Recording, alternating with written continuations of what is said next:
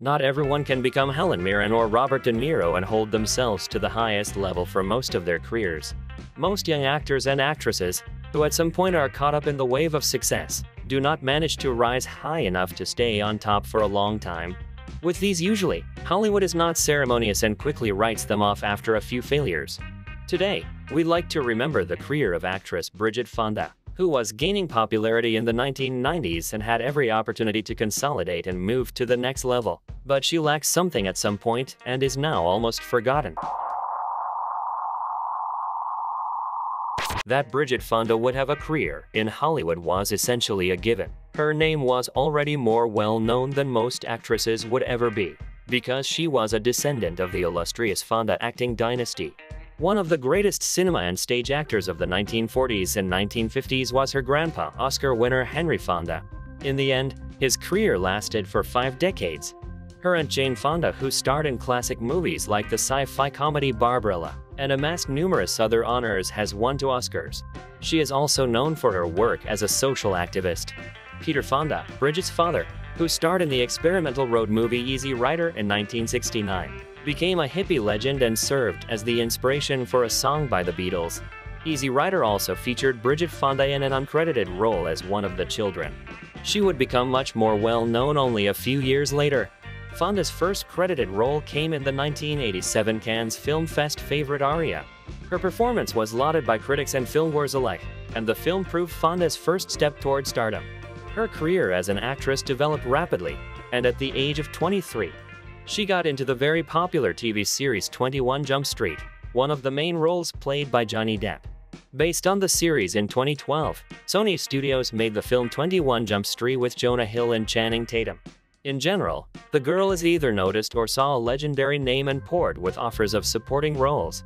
In 1989, she got into the cast of the drama Scandal, and an overall film with a budget of $7 million at the box office failed, having collected a little less than $9 million. But for the career of the actress, this film was important. She was nominated for a Golden Globe performance in a fairly unremarkable film.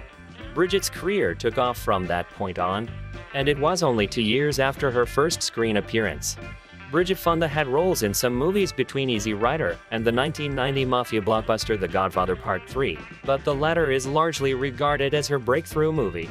Although the 3rd chapter of Francis Ford Coppola's crime tale was generally seen as a failure, Grace Hamilton, who played a journalist trying to get an interview with elderly mafia lord Michael Corleone, left an impression on viewers in a relatively modest role. Her on-screen time and importance in her cinematic roles would quickly increase. Doc Hollywood, which starred Michael J. Fox alongside Bridget, became a big hit.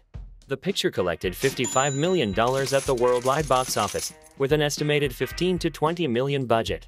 Fonda's hot streak continued through the early 90s with roles in the hit thriller Single White Female, and the acclaimed Cameron Crowe dramedy add in her uncredited cameo in 1992's Army of Darkness. And it looked like there was no genre she couldn't handle.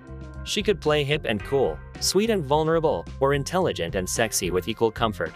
But she could also handle campy blood and guts mayhem. And yes, she could draw solid box office numbers. To Single White Female alone made nearly $50 million upon release. Bridget began to be called one of the most notable young actresses, and everyone predicted the brightest future. The mid-90s the most successful period. In 1993, she took the lead role in the remake of the French movie Nikita, called Point of No Return. Fonda came to the project after Jodie Foster and Winona Ryder refused the leading role. The studio originally wanted the picture to be directed by Luc Besson, who had assembled the French Nikita, but the director refused. The project pulled John Badham, who shot the successful Bird on a Wire and Short Circuit. There is an opinion that the box office prospects for the film severely hurt Steven Seagal and Sylvester Stallone. The point is that titled Nikita, during filming producer Art Linson and Warner Brothers settled on a new title during post-production that Warner Brothers owned The Specialist. However, 2 months before the film was released, Linson was contacted by Warner Brothers executive Bruce Berman and told that the title would be changed to Point of No Return. Warner Brothers gave the working title to an upcoming Steven Seagal vehicle, which was yet to be filmed. Ultimately, that movie, The Specialist, ended up starring Sylvester Stallone after Seagal dropped out.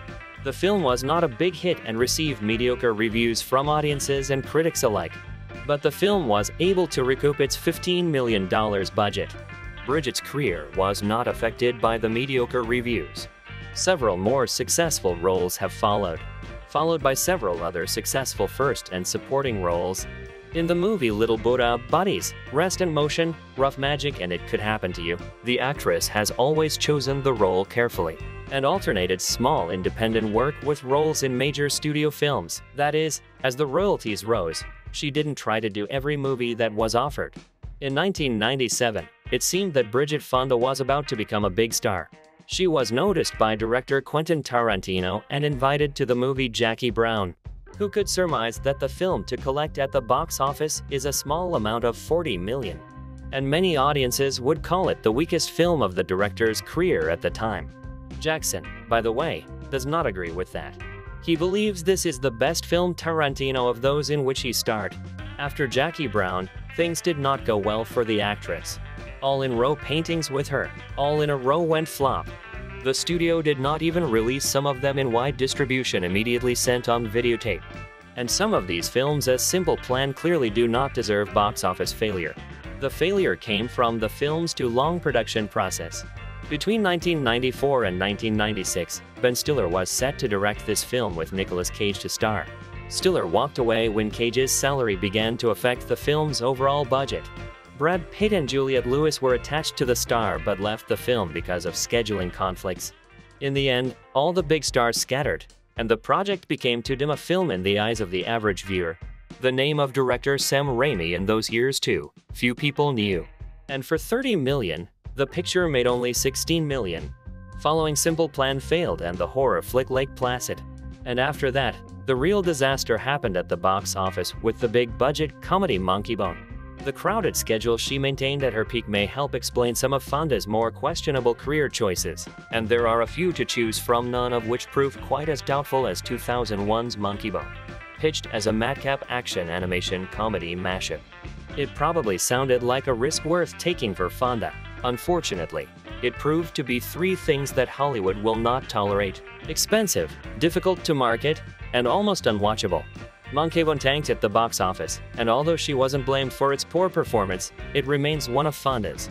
The duo of Bridget Fonda and Brendan Fraser in the lead roles on a budget of $75 million only grossed $7 million at the box office. That amount of box office failures in a row threw the actress into television projects. The only exception during this period of her career was the European action film Kiss of the Dragon, but the focus there was on Jet Li. Bridget Fonda did not get any bonuses.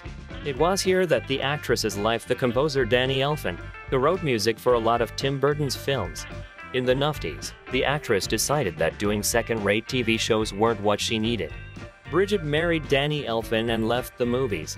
Funny enough, but when her career was over, the actress received another Golden Globe nomination for one of the TV projects she managed to star in.